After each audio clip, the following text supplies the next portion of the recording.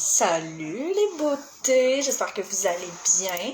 Je vais aller voir sur mon ordinateur, comme d'habitude, être sûre que ça fonctionne. Hey, Talia, non, laisse le tapis comme il faut, s'il te plaît. Gestion parentale, les enfants sont revenus de chez papa, donc je vais juste m'assurer que ça fonctionne. Partager ça sur les groupes. Et ensuite, on va débuter notre sujet. Ça va être un live très rapide parce qu'on en a quand même parlé la semaine passée quand on a parlé de la DME versus les purées.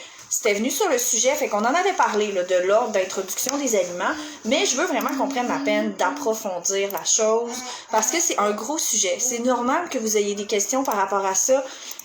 L'introduction des aliments, la diversification, c'est déjà quelque chose qui est très stressant, déjà dans notre vie de maman, quand on n'a pas affaire avec les allergies.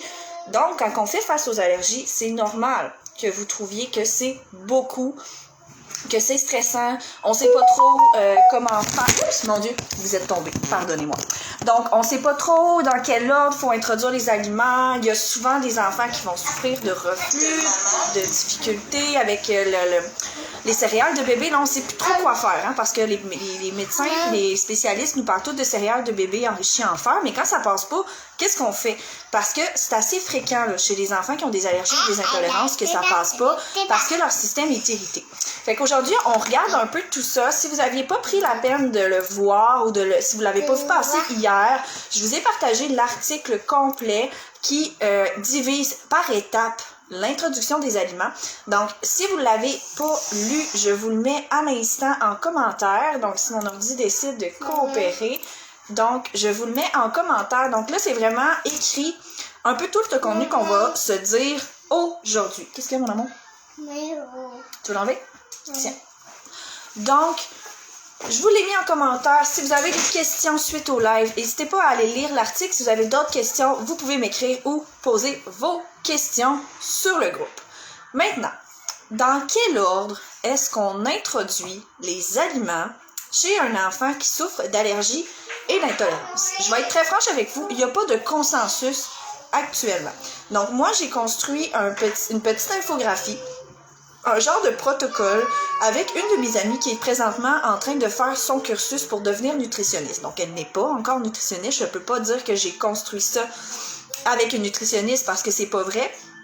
Elle l'est pas encore, mais elle est en fin de cursus, puis on a vraiment pris la peine de regarder en fonction de, OK, parfait. Quand les céréales de bébé ne passent pas, la priorité, c'est d'introduire le fer le plus rapidement possible. Parce que le fer est un aliment qui est, un élément qui est très peu présent dans le lait maternel, donc l'enfant devient carencé très rapidement.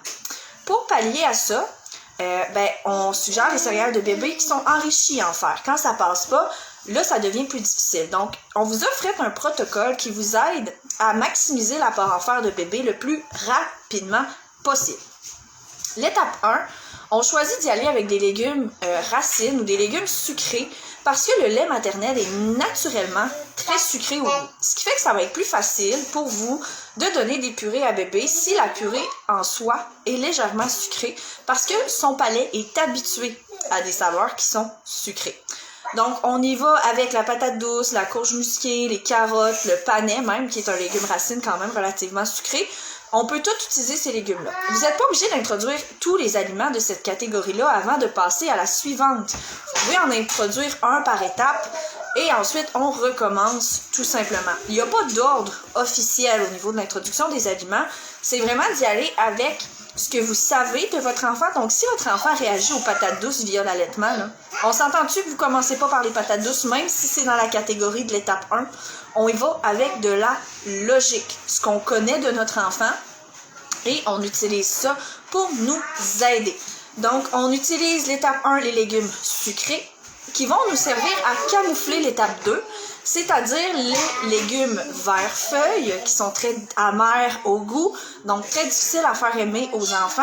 Je sais qu'on recommande dans le Mieux Vivre, le petit livre qu'on reçoit au CLSC, là, de ne pas nécessairement mélanger les purées, mais de la purée d'épinards, c'est dégueulasse. C'est dégueulasse. Est-ce que toi, tu mangerais ça? Non, probablement pas. Donc, d'en donner straight pipe net de même à un enfant qui mange à peu près rien, ça se peut qu'il grimace vraiment beaucoup puis que vous ayez beaucoup difficulté à lui en faire manger. Le problème, c'est que notre étape 2, c'est le fer qui provient des végétaux. Donc, c'est notre premier apport en fer. On veut vraiment que bébé en mange, puis idéalement, une bonne quantité. Donc, ce qu'on va faire, c'est qu'on va le mélanger avec un légume de l'étape 1, un légume qui est sucré, qui va venir diminuer l'amertume de nos légumes vert-feuilles qui sont à l'étape 2. On peut aussi utiliser le beurre de graines de citrouille ou le beurre de graines de tournesol, qui sont 2 beurres végétaux très riches en fer. C'est très pâteux, c'est pour ça qu'on doit les mélanger idéalement avec des purées. Ou sinon, on peut tout simplement, par exemple, si vous avez introduit la carotte comme élément sucré, on pourrait mettre sur notre bâtonnet de carotte du beurre de graines de citrouille ou du beurre de graines de tournesol. Ça peut être une étape si vous êtes en DME, par exemple. L'étape 3, c'est la vitamine C. La vitamine C vient maximiser l'apport en fer, surtout le fer qui provient des végétaux, parce que le fer qui provient des végétaux n'est pas très bien absorbé. On parle de 2 à 20% d'absorption seulement, ce qui est très faible. C'est pour ça qu'en le combinant avec de la vitamine C, on peut presque doubler son taux d'absorption. Donc, à l'étape 3, on y va avec les aliments riches en vitamine C. Bémol, la vitamine C, elle est très fragile à la cuisson. C'est une vitamine qui se détruit très rapidement à l'oxydation. Donc, par exemple, un fruit qui a déjà été coupé, si on le laisse à l'air dans le frigo, il va perdre très rapidement sa vitamine C. Même chose pour la cuisson, on parle de plus de 60 degrés Celsius. Fait qu'aussitôt que vous faites bouillir vos fruits, il n'y en a plus de vitamine C. Les purées commerciales là, qui sont riches en vitamine C, c'est la vitamine C qui est ajoutée à l'intérieur. Fait que c'est un peu ça la différence. Si vous voulez faire vous-même vos purées avec un taux de vitamine C qui est intéressant pour maximiser votre apport en fer, je vous recommande de faire une cuisson douce. Donc, on met, par exemple, des mangues, du cantaloupe, des fraises ou des framboises dans un bain-marie ou un panier vapeur et on va les cuire à vapeur très douce. Donc, on met notre rond là, à 3, 4, on le part plus haut là, pour que ça boute, puis quand la vapeur se dégage, on baisse notre rond là, pratiquement au minimum, juste pour dire que on va tranquillement cuire nos fruits. Pourquoi s'acharner à les cuire? On pourrait les donner crus pour pas détruire la vitamine C, puis ça serait plus simple? Non. Le problème étant que les fruits crus sont beaucoup plus sujets à causer ce qu'on appelle le syndrome d'allergie orale. Le syndrome d'allergie orale, qu'est-ce que c'est en gros? C'est que quand l'aliment est consommé cru, c'est croisé avec les pollens, ça va causer des réactions plus souvent cutanées, de l'urticaire au niveau du visage, des démangeaisons, des grattages au niveau du cou. Donc, ça peut devenir difficile de détecter une vraie allergie d'une fausse allergie. Puis comme on commence l'introduction, qu'on est déjà sur les nerfs parce que c'est notre premier enfant ou c'est les premiers aliments, on sait pas trop si bébé va avoir des allergies ou non. Moi, je vous recommande vraiment d'y aller avec des aliments qui sont cuits pour vous éviter ce syndrome-là. Vicky, je vais être franche avec toi, moi, j'ai jamais donné de purée commerciale. Le problème étant que la vitamine C qui est ajoutée dans les purées provient souvent du maïs.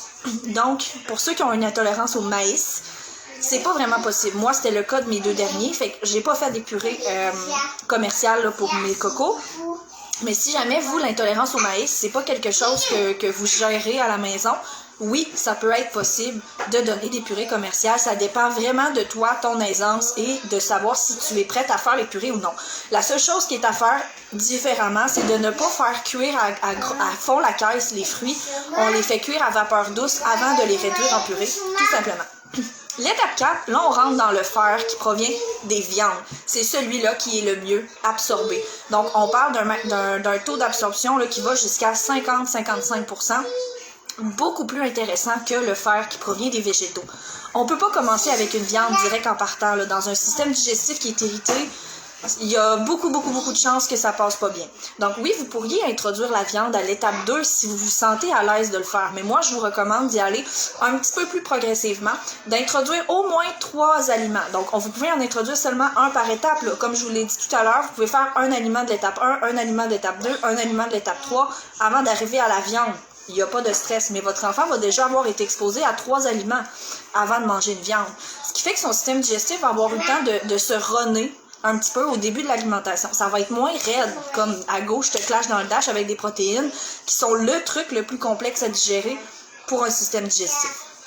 Donc, on parle des viandes rouges, idéalement. Le porc et le poulet, là, c'est pas nécessairement optimal. C'est pas qu'il n'y a pas de fer dedans, mais il y en a beaucoup moins que dans les viandes rouges. Donc, on va regarder la viande chevaline, les viandes sauvages comme le cerf, le wapiti, l'orignal, si vous y avez accès. Il y en a qui mangent même de l'ours. Donc, si vous avez accès à de l'ours, vous pouvez en manger. C'est tout considéré comme des viandes qui sont rouges, donc riches en fer. Si jamais vous avez choisi le véganisme ou le végétarisme pour votre famille et vos enfants, vous pouvez y aller dans ce cas-là avec les légumineuses qui sont végétales, mais qui sont beaucoup plus riches en fer que les légumes vert-feuille, surtout par rapport à la quantité. On s'entend que de la purée d'épinards, là, votre enfant ne mangera pas une demi-tasse. Confirme tout de suite, là. Bien difficile de faire manger une demi-tasse de purée d'épinards. Par contre, les lentilles contiennent beaucoup de fer, donc même si votre enfant en consomme une plus petite quantité, ça reste intéressant. Aussi, on va les préparer, nos légumineuses, pour que ça soit le plus digeste possible. Parce que des légumineuses, c'est excessivement dur à digérer, surtout pour un bébé. Donc, on les fait tremper pendant 24 heures en changeant l'eau environ à toutes les 4-6 heures. On s'entend que la nuit, vous n'avez pas besoin de vous lever pour changer l'eau de vos lentilles, là. Quand même, vous avez le droit de dormir. Mais pendant 24 heures, on change l'eau régulièrement. Une eau froide un petit peu salée, donc on met une pincée de sel, juste pour dire. Et ensuite, on va cuire à la vapeur. C'est la façon de cuire les légumineuses pour les rendre les plus digestes possibles. Les lentilles sont celles qui passent le plus régulièrement, c'est les plus faciles à digérer, donc je vous recommande vraiment de commencer par celles-là. Donc, est-ce que vous aviez des questions? Je vois que vous êtes encore deux, les filles, à être présentes, donc dites-moi si vous avez des questions. Sinon, je vous recommande vraiment d'aller lire l'article, puis si jamais vous avez d'autres questions, vous pouvez commenter tout simplement dans le pied de page l'article en question, puis je vais pouvoir vous répondre directement sous l'article. Sinon, il y a toujours les groupes qui sont là pour vous guider. On en a parlé aussi là, la semaine dernière, la différence entre la DME et les purées. Donc, si jamais vous savez pas, vous êtes encore en questionnement à savoir, bon, je vais-tu faire les purées, je vais-tu faire la DME, qu'est-ce qui est le mieux, qu'est-ce qui est le plus facile, qu'est-ce que je devrais choisir, vous pouvez aller voir dans la section fichiers multimédia. Il y a une quantité phénoménale de lives qui ont été là. Il y a des capsules. Donc, il n'y a vraiment aucun stress. Si jamais vous avez des questions, allez voir là. Puis, si vous en avez d'autres, écrivez-moi, ça va me faire plaisir. Pour ce qui est des jours, du nombre de jours, en fait, pour l'introduction des aliments, j'en ai pas parlé, en fait, Vicky, parce que ça varie beaucoup. Moi, je vous recommande un 5 à 7 jours, au moins pour les 10 premiers aliments. Donc, pour les 10 premiers aliments, on commence 5 à 7 jours par aliment. Et ensuite, on peut aller à 3 à 5 jours par aliment quand on passe le cap du 10 aliments. Pourquoi on fait une introduction qui est plus longue pour les 10 premiers aliments? C'est la quantité que l'enfant va manger qui est beaucoup plus importante. Tant qu'on n'a pas une belle diversité au niveau de l'alimentation, l'enfant va être exposé très régulièrement aux mêmes aliments. On veut s'assurer qu'il n'y ait pas de réaction à l'accumulation. Une réaction à l'accumulation, c'est une réaction suite à plusieurs consommations d'un même ingrédient. Donc, en s'assurant de faire une intro de 5 ou 7 jours, tout dépendant comment vous êtes à l'aise, c'est vous qui choisissez, il n'y a pas de règles, il n'y a pas personne qui va vous taper ses doigts, là, peu importe la façon que vous le faites. Mais vous prenez votre temps pour les premiers aliments, puis tranquillement, quand la diversité devient plus intéressante, on peut commencer à rapetisser le temps d'intro. Oui, ça sera pas long, mon amour. Hey, je travaille, laisse-moi 2 secondes, d'accord? J'ai presque terminé. Est-ce que je peux avoir un billet? Non, d'accord. Ben laisse-moi 2 minutes puis je vais la brancher. OK? On va la mettre sur le comptoir là-bas. Excusez-moi, gestion parentale. Donc, est-ce que ça répond à ta question, ma belle Vicky? S'il y a d'autres questions, allez-y. Sinon, je vais vous laisser. Donc, je vais aller prendre une marche avec mes cocos. Mais n'hésitez pas, celles qui écoutent en replay aussi, vous pouvez facilement mettre un petit hashtag replay. Vous me posez vos questions, ça va vraiment me faire plaisir. Je vous ai mis un petit peu plus haut en commentaire le lien de l'article qui est la version écrite de tout ce qu'on s'est dit aujourd'hui.